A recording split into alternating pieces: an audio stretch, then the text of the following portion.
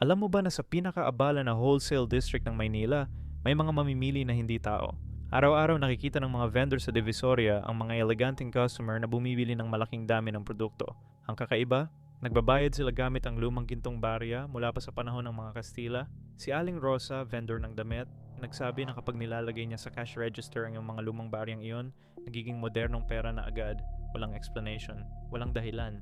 Pero totoo, ang mas nakakatakot, kapag tiningnan mo ang security camera, wala kang makikitang customer.